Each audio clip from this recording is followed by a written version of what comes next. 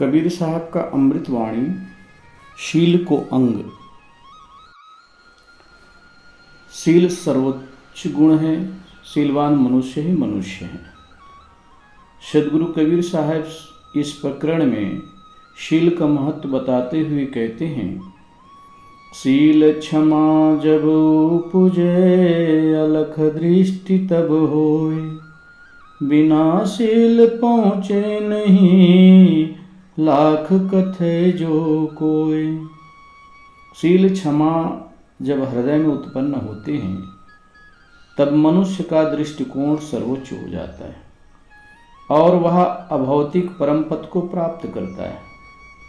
कोई लाखों कथनी करे परंतु बिना शील स्वभाव धारण किए कल्याण के उच्च शिखर पर नहीं पहुंच सकता है।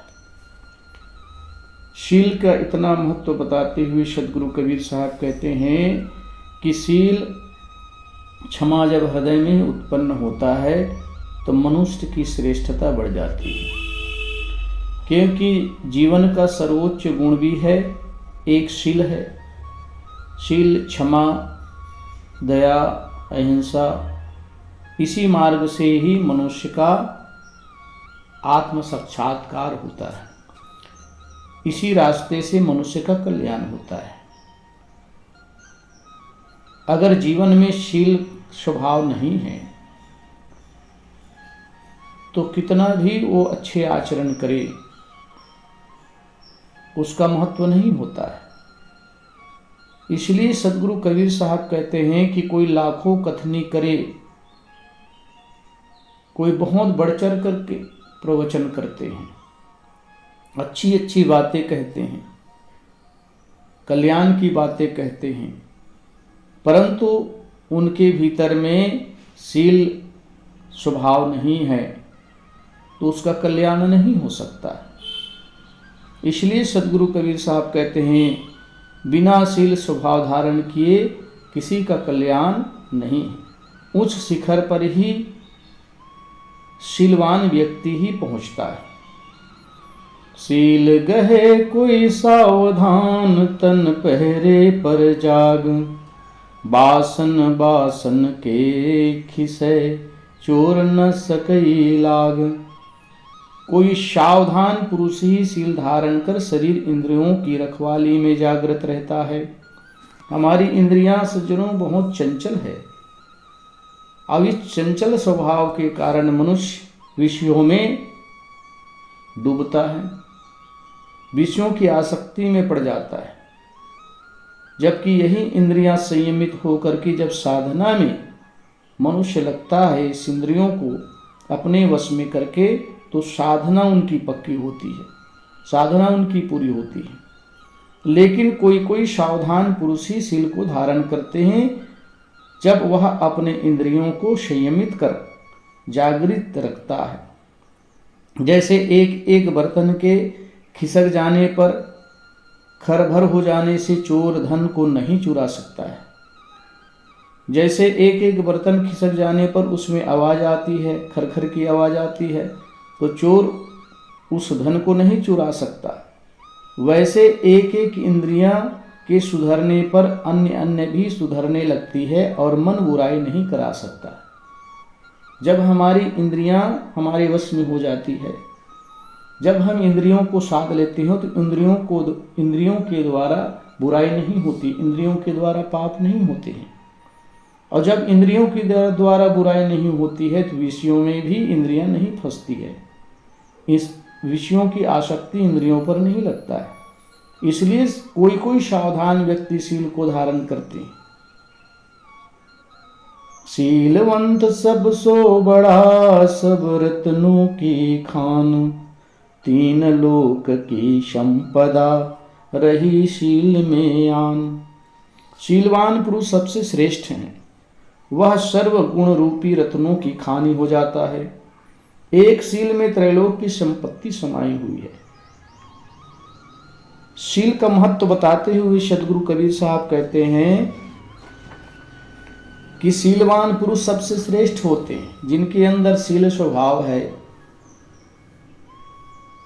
वह सर्वगुणी रत्नों की खानी हो जाता है, अर्थात जिनके अंदर शील है वह संपूर्ण गुणों की खान हो जाता है। अब एक सील में त्रैलोक की संपत्ति समाई हुई है। इतनी उच्च बात सदगुरु कबीर साहब कहते हैं कि एक सील में ही त्रैलोक की संपत्ति समाई हुई है। इसलिए सील को अपने जीवन में धारण कर कल्याण करें। सीलवंत निर्मल दशा पांव पड़े चहु खूंट, कहें कबीरता दास की आस करे वैकुंठ। सीलवान पुरुष की स्थिति निर्मल होती है, उनका मन पवित्र होता है, उनकी सारी इंद्रियां पवित्र हो जाती हैं, उनकी चारों ओर 5 पूजा होती है। कबीर साहब कहते हैं ऐसे गुरु भक्त को अपने आप उत्तम सुख मिलते हैं। सदगुरु कहते हैं कि उनकी चारों ओर पांव पूजा होती है, उनकी पूजा होती है। रहनी संपन्न, शील संपन्न, सद्गुण संपन्न ऐसे पुरुष की पूजा होती है। कबीर साहब कहते हैं ऐसे गुरु भक्त को अपने आप उत्तम सुख मिलते हैं। आत्म सुख, दुनिया में सर्वोच्च सुख है आत्म सुख। विषयों का सुख क्षणिक है, वो इंद्रियों के माध्यम से होता है, लेकिन आत्म सुख, मन जब आत्मा में लीन हो जाता है तो यही मन जो है आत्मा से सुख प्राप्त करता है, जिसमें संसार के विषय फीके पड़ते हैं, क्योंकि वह क्षणिक है, थोड़े समय के लिए इंद्रियों का सुख मिलता है, लेकिन आत्म सुख शीलवान पुरुष ही इसका अनुभव कर सकता है। इसलिए सदगुरु कबीर साहब कहते हैं शीलवान पुरुष की स्थिति निर्मल होती है, पवित्र होती है। उनकी रहनी, आचरण, उनका मन, हर प्रकार से वह निर्मल होते हैं और उनका पूजा जो है सर्वत्र होती है। ज्ञानी ध्यानी संयमी दाता शूर अनेक, जपिया तपिया बहुत है शीलवंत कोई एक। ज्ञानी ध्यानी संयमी दाता वीर जापक एवं तपस्वी अनेक है, परंतु शीलवान पुरुष विरले विरले मिलते हैं। जो शील को धारण किए हैं, सहनशीलता जिनके भीतर में है। सदगुरु कबीर साहब कहते हैं ज्ञानी बहुत मिलेंगे, वक्ता बहुत मिलेंगे। शास्त्रों को आजकल होड़ लगी है, शास्त्रों को पढ़ने वाले उसी को ज्ञानी कहते हैं। ज्ञान कथने वाले ज्ञानी, ध्यान करने वाले ध्यानी, मन और इंद्रियों को संयमित करने वाले संयमी, दान करने वाले, धन का दान करने वाले, वस्त्र का दान करने वाले, वीर और जाप करने वाले एवं तपस्या करने वाले अनेक मिलेंगे, परंतु शीलवान पुरुष बिरले बिरले मिलते हैं। शीलवान पुरुष दुर्लभ होते हैं। इसीलिए शीलवान संसार में श्रेष्ठ मनुष्य कहलाते हैं। और जिनके भीतर में शील है, सहनशीलता है, धैर्य धारण करते हैं, वह व्यक्ति की तुलना क्या कहा जाए, उसका महत्व क्या कहा जाए। इसलिए सदगुरु कबीर साहब कहते हैं ध्यानी ज्ञानी संयमी दाता वीर जापक एवं तपस्वी अनेक हैं। दुनिया में तपस्या करने वाले भी बहुत हैं, कांटा में सोने वाले, धूप में तपन करने वाले, खुले पैर चलने वाले, ये सब तपस्वी कहलाते हैं। एक पैर पर खड़ा होने वाले, जल में खड़ा होने वाले, आग तपन करने वाले और नित्य जाप करने वाले, राम राम राम राम कहने वाले, कृष्ण कृष्ण कहने वाले, शिव शिव कहने वाले जापक बहुत मिलेंगे। सदगुरु कबीर साहब कहते हैं इसलिए लौकिक कैसे करना है, ज्ञान का भी कथन करने वाले अनेकों मिलेंगे, वक्ता संयम करने वाले भी अनेकों मिलेंगे, परंतु शीलवान बिरले बिरले होते हैं। इसलिए सदगुरु कबीर शील का महत्व बता रहे हैं। मन वाणी कर्मों से जो कठोरता का सर्वथा त्याग करता है और निरंतर सावधान रहता है कि हमसे किसी को कष्ट ना मिले और सभी आचरणों से संपन्न रहता है, वही शीलवान है। सदगुरु कबीर साहब कहते हैं कि मन वाणी कर्मों से जो जिनकी श्रेष्ठता है, कठोरता का सर्वथा त्याग कर मन से, वचन से, अपने कर्मों से शुद्ध और सुंदर व्यवहार करते हैं, वही शीलवान है। घायल ऊपर घाव लय, टोटे त्यागी सोय। भर जीवन में शीलवंत, बिरला होय तो होय। चोट के ऊपर चोट सहते जाना, घाटा में दान देना एवं जीवन पर्यंत शीलवान बने रहना, ऐसा किसी बिरले पुरुष में होता है। सदगुरु कबीर साहब कहते हैं, घायल ऊपर घाव लय। चोट के ऊपर जो चोट सहते जाना, चोट के ऊपर जो चोट सहता है, टोटे त्यागी सोए। और घाटे में भी जो दान करना नहीं भूलते हैं, दान करना नहीं छोड़ते हैं, देना नहीं भूल, दूसरे पर परोपकार करना नहीं भूलते हैं, एवं जीवन पर्यंत भर जीवन में शीलवंत, एवं जीवन पर्यंत शीलवान बने रहना, ऐसा किसी बिरले पुरुष में होता है। सज्जनों, संसार में ज्ञानी ज्ञानी सब मिलेंगे, परंतु ऐसे सहनशील रखने वाले जो चोट पर भी वो सहन करते हैं, चोट पर भी चोट पड़ने पर सहन करते हैं, घाटा होने पर भी दान को नहीं छोड़ते हैं, जीवन पर्यंत शीलवान बने रहते हैं, ऐसे पुरुष दुर्लभ हैं। सुख का सागर शील है, कोई न पावे था। शब्द बिना साधु नहीं, द्रव्य बिना नहीं शाह। शील सुख का समुद्र है। जिस प्रकार से समुद्र जलों का समूह होता है, अथाह जल समुद्र में पाए जाते हैं, सदगुरु कबीर साहब कहते हैं उसी प्रकार शील सुख का सागर है, सुख का समुद्र है। इसकी कोई था नहीं पाता, इसका कोई आकलन नहीं कर सकता।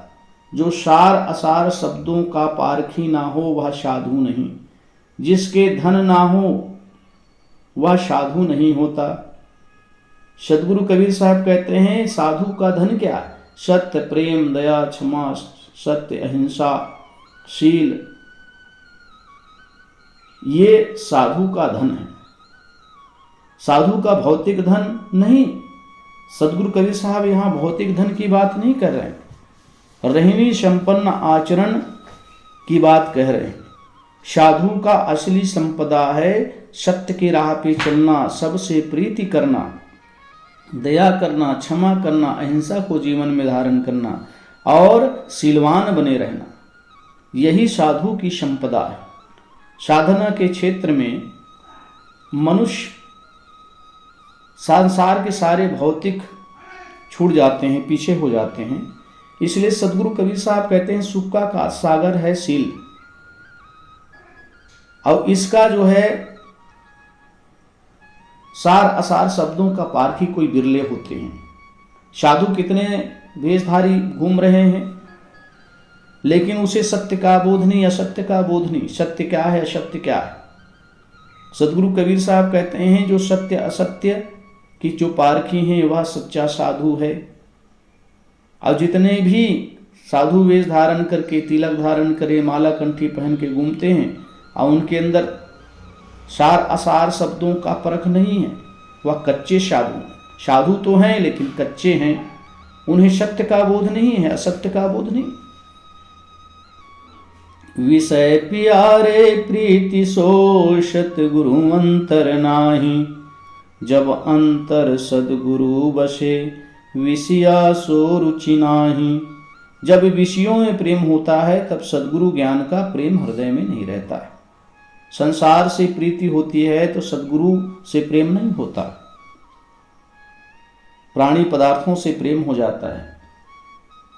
और संसार के लोग इन्हीं प्राणी पदार्थों में, इन्हीं विषयों में प्रेम रखते हैं, इसीलिए सत्य का बोध नहीं होता है, गुरु का ज्ञान जीवन में लगता नहीं है। जब तक कि दृष्टि अपने ओर नहीं होगा, कल्याण की तरफ नहीं होगा, तब तक मनुष्य को कल्याण सद्ज्ञान नहीं हो सकता है। सदगुरु कहते हैं जब विषयों में प्रेम होता है, विषय प्यारे प्रीति सो सदगुरु अंतर नाय, तब सदगुरु ज्ञान का प्रेम हृदय में नहीं रहता। जब अंतर सदगुरु बसे, जब सदगुरु ज्ञान हृदय में बस गया, तब विषय वासनाओं से प्रेम नहीं रह सकता।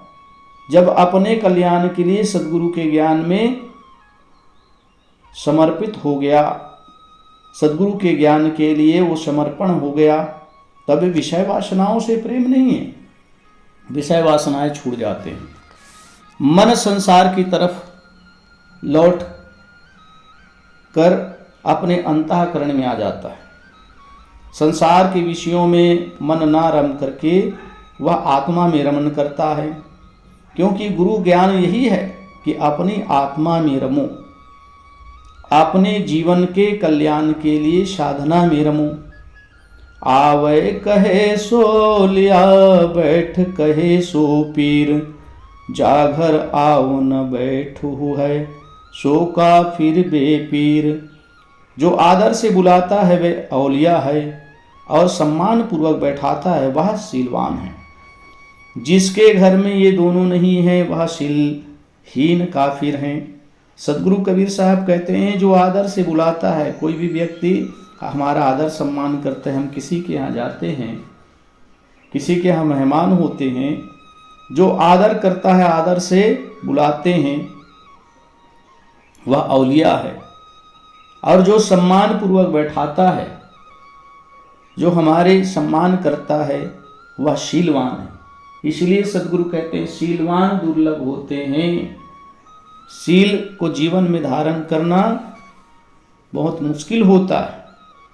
सबके साथ अच्छा व्यवहार करना, सबके साथ प्रेम का व्यवहार करना, यही तो शीलवान है कि लक्षण है। जिसके घर में ये दोनों नहीं है वह शीलहीन काफिर हैं। जो ना आदर पूर्वक बुलवाता है, ना ही आदर सम्मान पूर्वक बैठाता है, वह शीलवान नहीं है, वह काफिर व्यक्ति है। वह कल्याण पथ से गिरा हुआ व्यक्ति है। इसलिए सज्जनों, सदगुरु कबीर साहब शील का महत्व बताते हुए कहते हैं कि शीलवान सबसे बड़े हैं। और शीलवान मनुष्य को होना चाहिए, मनुष्य को बनना चाहिए, अगर कल्याणार्थी है तो। इसलिए सदगुरु कहते हैं कि मन वाणी कर्मों से जो कठोरता का सर्वथा त्याग करता है और अपने मन में निर्मलता कोमलता जीवन में अपनाता है और निरंतर सावधान रहता है कि हमसे किसी को कष्ट ना मिले और सभी आचरणों से संपन्न रहता